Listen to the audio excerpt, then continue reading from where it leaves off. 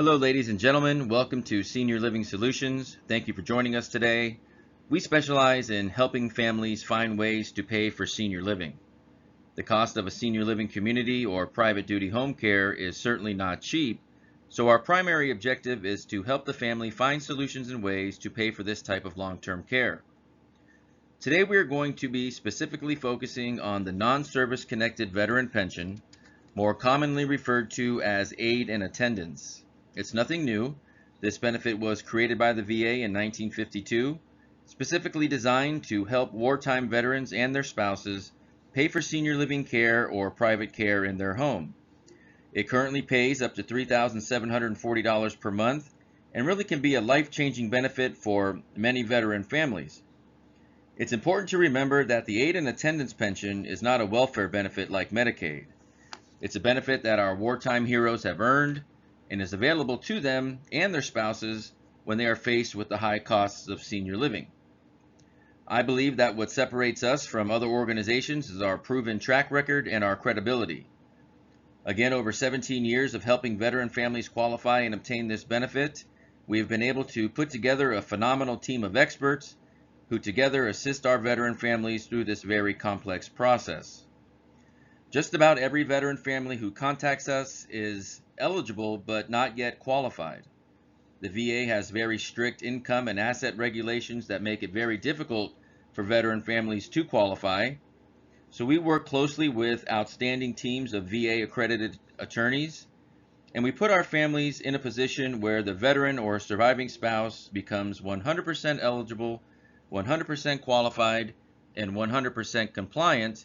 And ultimately, we file a fully developed claim directly with one of the VA's pension centers so that the VA really has no choice but to approve the benefit and award it to the veteran or the spouse in an efficient and timely manner. 17 years again of experience, and our team has participated in over 250 million in paid out claims to veteran families, so we're very proud of that. Everyone in our organization is either a veteran or a family member of a veteran. So we're very passionate about helping our veteran families qualify and obtain this benefit that they've earned. As I mentioned, and as you know, the VA does not make it easy for veteran families to obtain this benefit. As a matter of fact, it's 81% of veteran families who apply themselves directly with their local VA wait 12 to 15 months for their decline letter to come in the mail. It's unfortunate, but if there are any veterans on this call today, we'd like to thank you for your service to our country. For any spouses or family members, we'd like to thank you for your sacrifices as well. We hope this presentation brings some awareness to this benefit. We hope to explain this benefit and process in a way that you have not seen before. And we wanted to show you why we feel that we are the organization for you. It's never been more necessary for a veteran family to work closely with an experienced team than it is today when trying to secure this aid and attendance benefit. We feel we bring tremendous value to our veteran families by being able to qualify them immediately and ultimately help them obtain this benefit that they've earned in an efficient and timely manner. So let's go ahead and get started. The Veterans Non-Service Connected Pension is a federal program that offers wartime veterans and their spouses a monthly pension payment from the Department of Veterans Affairs. The term survivor's pension is used to describe the same benefit, but it's for the surviving spouse of a wartime veteran. The term aid and attendance is actually used to describe the maximum amount of veteran pension that is available to the veteran or the spouse. There are actually 3 levels of veteran pension, aid and attendance being the highest amount. With our families, we focus on obtaining the aid and attendance benefit, the highest amount of veteran pension that is available to the veteran or the surviving spouse.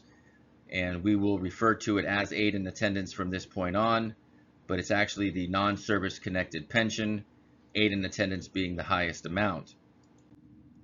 Again, this benefit was established in 1952, specifically designed to help our wartime heroes and their spouses pay for long-term care needs such as assisted living or home health care. There are a lot of misconceptions when it comes to the aid and attendance benefit. Many of the veteran families think that It's only available to 100% disabled veterans. That's completely false and not true. Veterans and spouses over the age of 65 who require the assistance of another person with routine activities of daily living are the ones actually that are eligible for this benefit. Here are the benefit amounts. They are life-changing and very substantial benefit amounts. The maximum annual pension rate, or MAPR, is the maximum amount the veteran or spouse can receive. If we have a situation where a wartime veteran is married to another wartime veteran, both aid in attendance, that's $3,740 per month. If we have a wartime veteran married to a non-veteran, the monthly pension is $2,795 a month, aid in attendance. For a single veteran with no dependents, the aid in attendance benefit monthly is $2,358. And when we have a situation where the veteran is still healthy and independent, but his or her spouse is the one that needs the care, the benefit is $1,863 per month. And of course, for the surviving spouse of a wartime veteran, the benefit amount is $1,515 per month. All of these benefits are tax-free, and as you can see, are very substantial. And again, this is not a benefit that is like Medicaid or a welfare type benefit.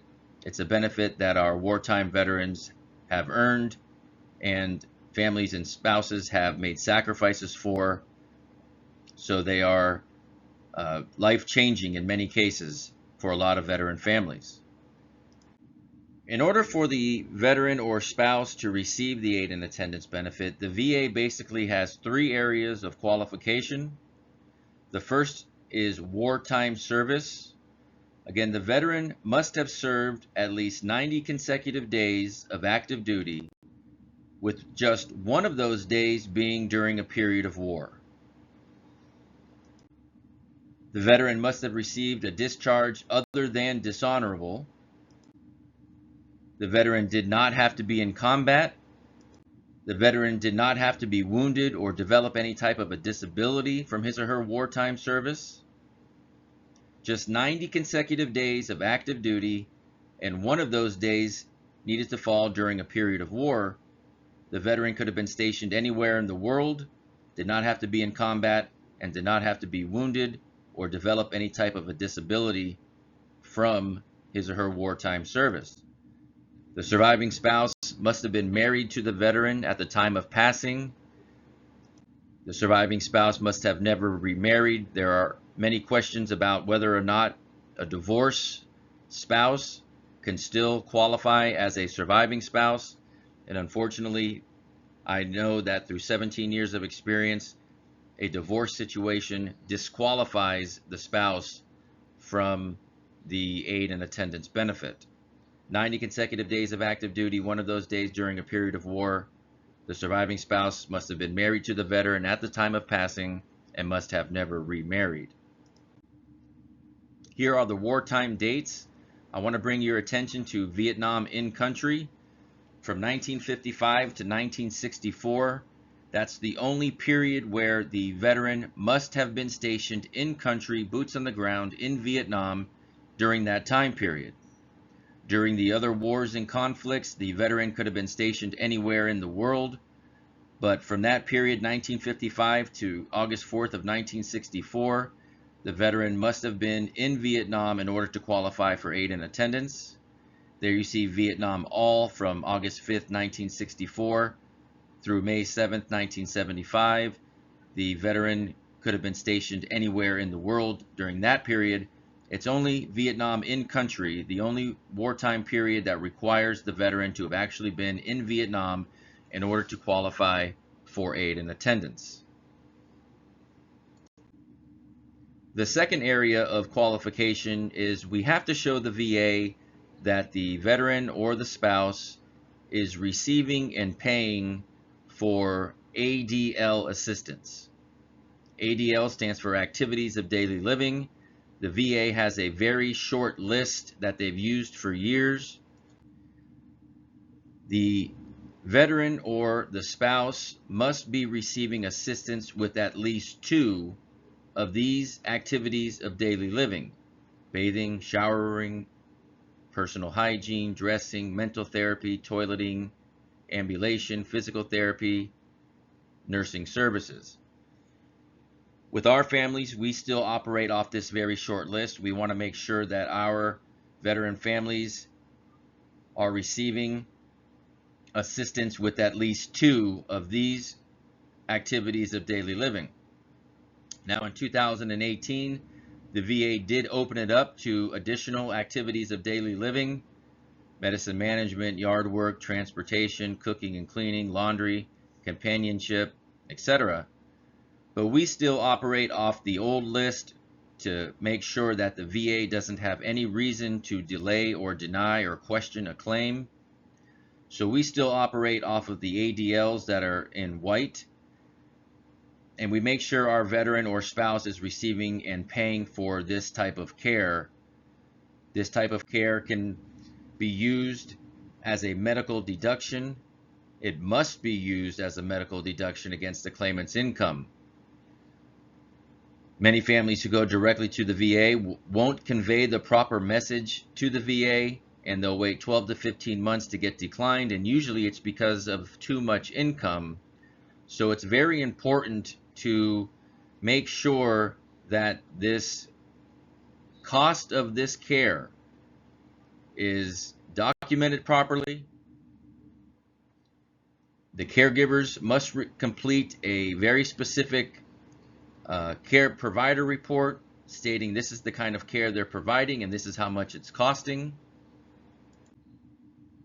And the care must be prescribed by the claimant's doctor. There's a 4-page form, VA Form 21-2680, that basically needs to include the prescription of this type of care for the veteran or the surviving spouse.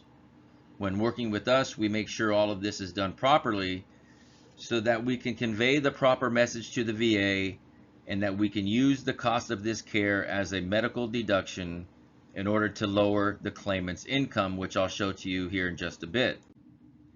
This care can be provided by an in-home healthcare organization. The VA doesn't necessarily care where the veteran or the spouse is living. They just want to see that someone is providing care and that they're paying for this care. It can be provided by a family member, a son, a daughter, a niece, a nephew, a cousin, an uncle. It doesn't matter who provides the assistance. Again, they just want to see that they're paying for it. The only person that cannot be compensated for caring for a veteran or a spouse is the spouse. All right, it has to be someone other than the spouse that provides the assistance. It can be in-home care, family care other than the spouse, a friend, a neighbor, adult daycare communities, independent living communities, assisted living communities, memory care communities, and of course nursing home communities. A lot of times when the veteran or spouse has to enter a nursing home, Medicaid then comes into play. It's a different situation, but as long as a nursing home or any of these types of care facilities or family members are providing this assistance and the veteran or a spouse is paying for this assistance, it can be used as a medical deduction to offset the income, which we're going to talk about here in just a minute. The third area of qualification is income and assets. For countable income, we're talking about any type of pension that the veteran or spouse receives from their employment over the years. Obviously, Social Security benefits are counted as income. Any type of required minimum distributions taken from an IRA or any income that's thrown off from an investment is considered income. And don't forget, it's household income, veteran and spouse if married, that the VA is going to take into consideration. So it's very important to remember that it's the household, both veteran and spouse. Both of their incomes are counted for the income calculation for VA purposes. And in order to receive the aid and attendance benefit, the VA's website is showing that for a single veteran, that's the example that we're going to use, the income has to be less than what the monthly benefit amount is. So a single veteran with no dependents, currently the monthly benefit amount is $2,358 per month. So in order for the veteran in this example to be qualified, we have to show the VA less income than $2,358 per month. Well, the best way for us to illustrate this is to show you an example. We're going to take Bob, who is a Korean War veteran living at home. Bob's income receives Social Security as $1,900 per month. And Bob worked at the post office for a long time, so he also gets a $700 monthly pension from his work and time at the post office. So Bob's total monthly income is $2,600 per month. Well, Bob and his daughter Mary learn about this benefit and decide to head to the local VA to see if Bob can obtain this benefit that he's earned. The local VA representative, and this happens all of the time, I've seen it thousands of times over 17 years. The local VA representative starts asking Bob and Mary some questions. And when they get to the income section, they ask Bob what his monthly income is. And Bob says that he has $2,600 a month in fixed monthly income. The local VA representative breaks out his handbook, starts flipping through pages, and realizes and reads that in order for Bob to qualify for aid and attendance, his income has to be lower than $2,358 per month. So he thanks Bob for his service. He thanks Mary for her efforts. He tells them to have a nice day. And Bob and Mary go home thinking that they have too much income to ever qualify for aid and attendance. And that's unfortunate because it's not true. But Mary, being the loving daughter that she is, gets on the internet and starts to do some research. And she learns that Bob is allowed to take medical deductions to offset and lower his income. She learns that for a medical expense to be used as a medical deduction, two things have to happen. One, it must be a recurring expense. It must be something that Bob has to pay for every month, and it must be greater than 5% of the MAPR. In this case, $118 per month. If you look up top here, the MAPR monthly is $2,358. 5% of that is $118 per month. So in order for a medical expense to be used as a medical deduction, the expense must be recurring every month, and it must be greater in this situation than $118 per month. So Mary starts looking through Bob's finances and his bank statements and sees that Bob is paying $175 a month for Medicare Part B. Well, that's recurring every month, and that's greater than $118, so she jots that down. She also learns that Bob is paying $235 a month for his Medicare supplement policy. That also recurs every month and is greater than $118, so Mary adds those two together and she realizes that Bob has $410 of monthly medical expense, and her and Bob head back over to the local VA, and the local VA says, yes, you're absolutely right, I apologize, Bob is allowed to take medical deductions. Mary explains to him that Bob pays $410 for his Medicare and Medicare supplement. The VA again breaks out his thrifty handbook, flips through the pages, and says, well, he does have $410 of monthly medical expense, but we have a internal formula that we use, and we are going to subtract $118, which is 5% of the monthly benefit, from Bob's total monthly expense. So Bob's allowable medical deduction is not $410. Because of our formula, we're going to give Bob $292 worth of medical deduction. So let's see what happens. They take Bob's $2,600 of monthly income, they subtract the allowable medical deduction, which is $292, and that comes out to $2,308. So Bob's new income, or income for VA purposes, IVAP, Bob's new income is now $2,308 after the allowable medical deduction. So Mary, in her mind, feels that she has just achieved the impossible. She's gotten Bob's income down below the $2,358. She's got it down to $2,308. So the VA rep then gives Bob and Mary the application to get started. They go back home, they complete the application, they gather the necessary documents that they think the VA is going to need, and they drop it off back over to the local VA representative. The local VA representative then sends it to one of 3 pension centers. There are only 3 pension centers in the United States that process aid and attendance claims. So the local VA representative, who primarily deals with disability claims, doesn't really have the experience with aid and attendance. So he just sends sends Bob and Mary's application and Bob and Mary's documents to one of 3 pension centers, and then for the next 12 to 15 months, the pension center starts drip mailing on Bob and Mary, saying, we need this form, we need that form, we need this document, we need that document. It's incomplete. And pretty soon, after 12 to 15 months, Bob receives a letter in the mail that he was awarded $50 a month for aid and attendance.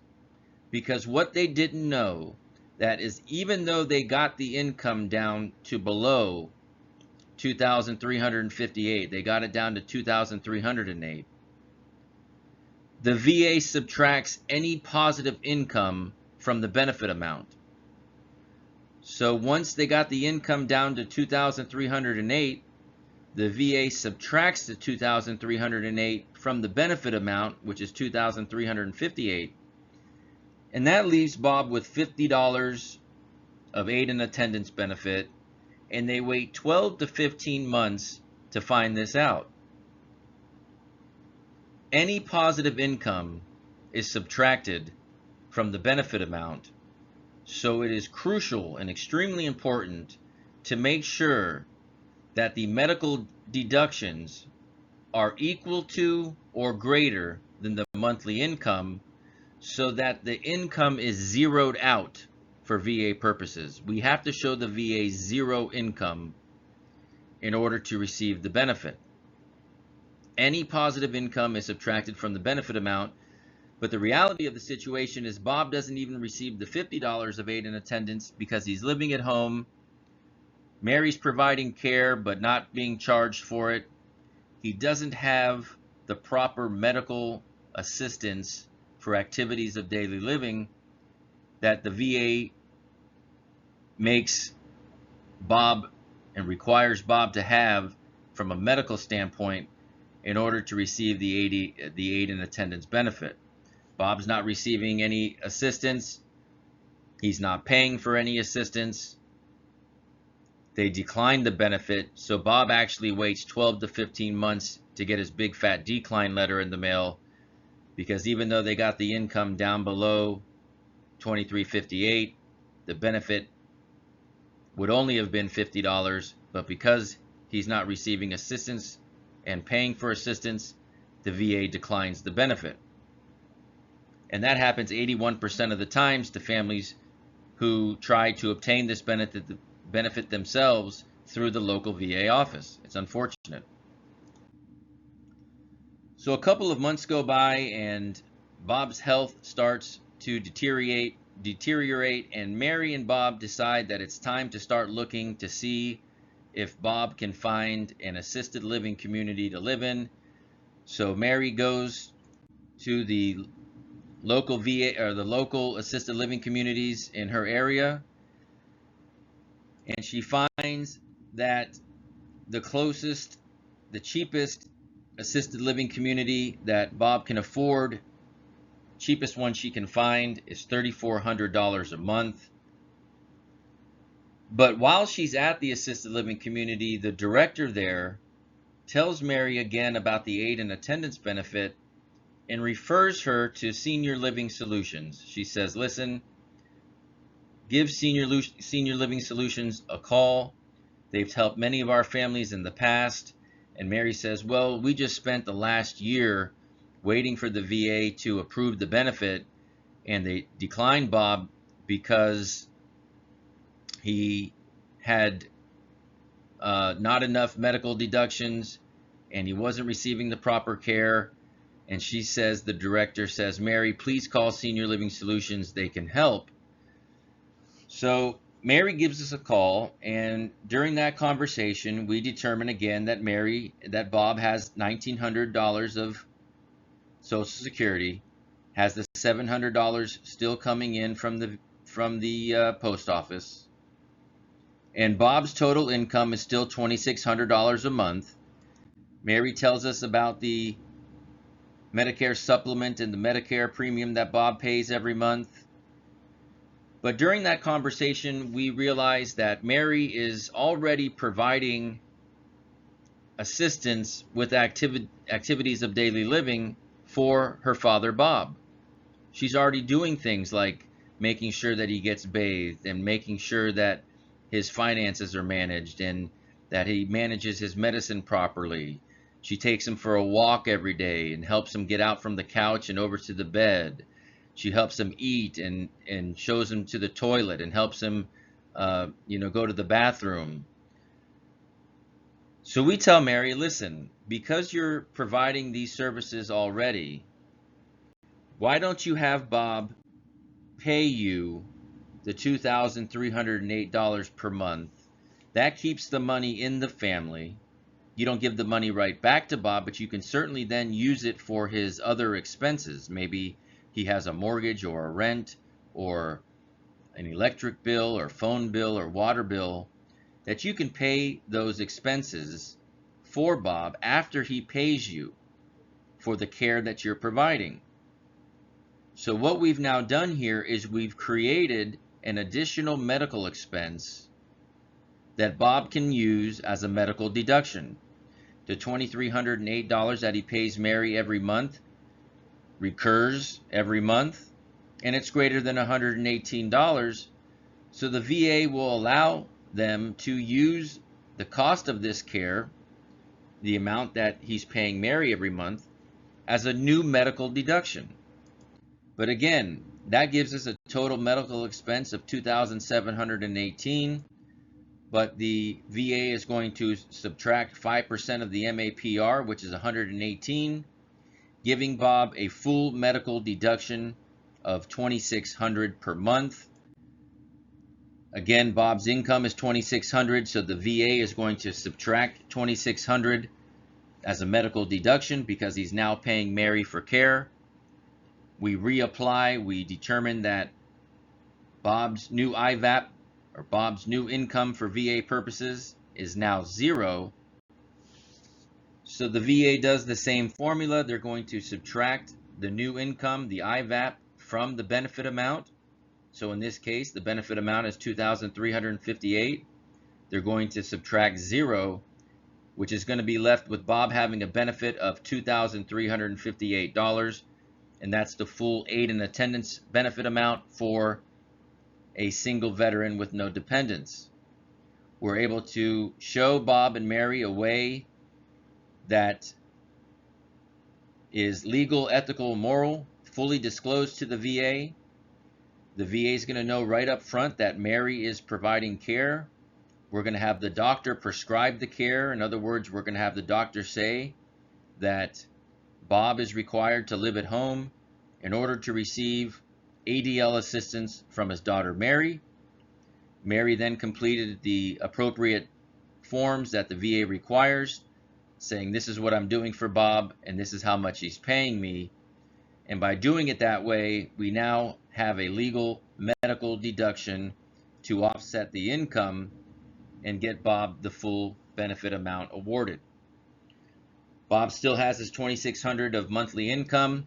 We've now added the $2,358 monthly pension and aid in attendance. It only took 90 days because we filed a fully developed claim directly with the VA Pension Center. We averaged 90 days. That gives Bob new income of $4,958 per month. Quite a difference. Bob still pays the $410 Medicare and Medicare supplement premium, which leaves him $4,548 per month.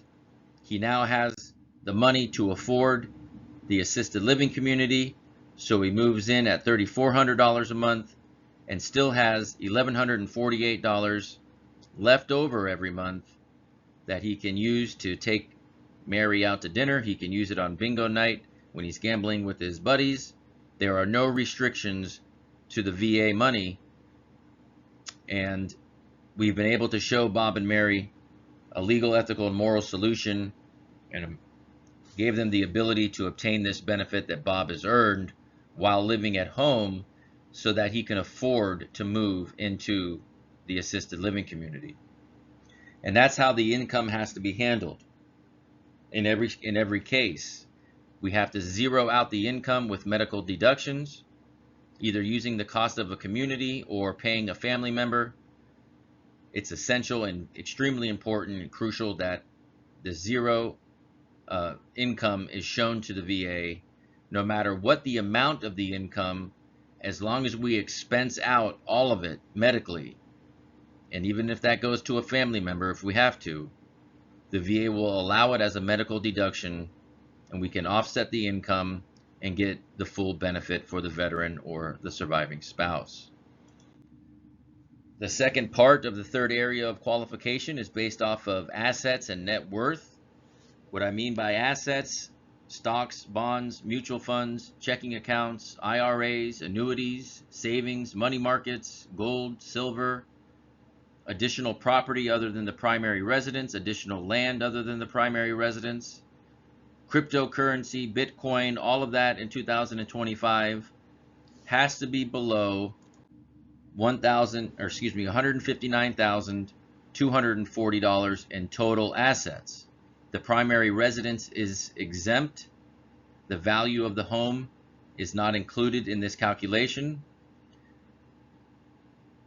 So for families that have been frugal, for veterans that have been frugal, and surviving spouses that have more assets than $159,000, there are still legal, ethical, and moral solutions the family can implement from an estate planning perspective that will help them qualify immediately. Let's take an example of how the VA is going to calculate assets. Bob's annual income is $31,000. That's $2,600 a month, which comes out to $31,000 annually. Bob has $180,000. There's a zero missing there. I apologize. $180,000 of total assets in the bank. So the VA is going to add $31,000, which is Bob's annual income. They're going to add that to the $180,000 of assets, and they're going to declare Bob with having $211,000 of assets, which obviously is above the $159,000. But they will allow Bob to deduct the cost of the assisted living community up to the amount of his annual income. So they will allow Bob to resubtract that $31,000 that they just added and declare Bob having $180,000 of total assets, which obviously is above the $159,000. So Bob, without consulting anyone, transfers $25,000 into Mary's account and thinks that's going to get him below the 159,000 asset limit. But what Bob didn't know is that in 2018, the VA implemented a 3-year look-back period on the transfer or change of ownership of assets. So when Bob applies, the VA asks Bob if he's transferred any money out of his name in the last 3 years. Bob responds yes, he transferred $25,000 over to his daughter Mary. So the VA then has another mathematical formula that they use, and currently the divisor is 2,727. They divide that into the amount of the transfer, which in this case is $25,000, and that gives Bob a 9-month period where he has to wait before he's allowed to apply for the aid and attendance benefit. So it's very important to get professional help when you are above assets of $159,000.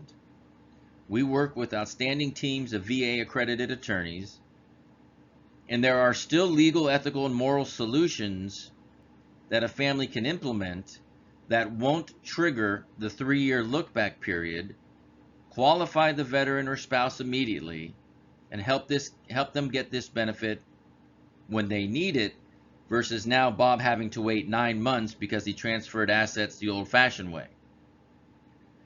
Again, there are still ways, estate planning-wise, with our VA accredited attorney and our professionals and our expertise, that we can show the family how to get under the 159,000 asset limit without triggering the 3-year look-back and not creating a long penalty period that Bob has to suffer now. So pre-planning is essential. Again, if you have questions about this asset limit and how to qualify immediately, please give us a call. We'd be more than happy to sit down with you and go over your particular situation. The primary residence, again, the primary home is exempt when we apply. The only time the home comes into play is if it's sold and the proceeds from the sale of the home exceed the 159. It could be a problem in the future. I've seen situations where the veteran was approved and awarded the benefit in January, but in June he sells the home. The proceeds from the sale of the home, $300,000 in this case, go into Bob's checking account. The VA continues to pay from June through December the $2,358 benefit, and then the following January, the VA sends Bob a form asking for an update on income, assets, and medical expenses. Bob completes the form, sends it back to the VA, but showing $300,000 of assets now from the sale of his home in June. The VA says, whoa, where did this $300,000 come from? Bob says, I sold my house in June. They then immediately stop the benefit and demand all of their money back from June through December, $2,358 a month, because had they known about the sale of the home, they would have stopped the benefit at that time. The fact that they paid Bob for 6 months after the sale of his home, Bob is now in quite the predicament. He now owes the VA money. So handling the primary residence, even though it's an exempt asset when we apply, if there are plans to sell, which many of them do, it's extremely important to seek legal and professional assistance when dealing with the primary residence. Very, very important, because you don't want to put yourself or your loved one in a position where you have to pay the VA money back after they've approved the benefit. So that's how we handle the income and the assets. As you can see, the VA makes it very difficult for families to qualify from an income and an asset point of view. That's why it's never been more important for veteran families to work with an experienced team when seeking the aid and attendance benefit than it is today. We have the 3 areas of qualification: wartime service, must be receiving care, must pass the income and asset test. We can help you with that.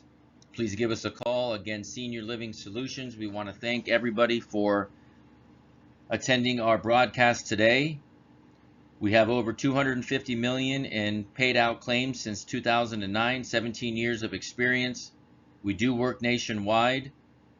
We make sure our families become 100% eligible, 100% qualified, and 100% compliant, so that when we file the fully developed claim directly with the VA Pension Center, we put our families in a position where the VA really has no choice but to approve the benefit and pay the money that they've earned.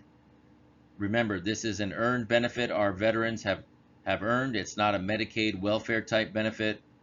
So we're very passionate about helping our veteran families qualify and obtain this benefit. We do offer a free phone consultation to all veteran families. We work nationwide, so feel free to give us a call at 877-896-0181. Again, if there are any veterans on the call, we'd like to thank you for your service to our country. For the family members and spouses, we thank you for your sacrifices as well. We thank you for listening to this broadcast, learning about this aid and attendance benefit. We look forward to hearing from you and helping you any way that we can. We hope all is well, and have a nice day. Bye now.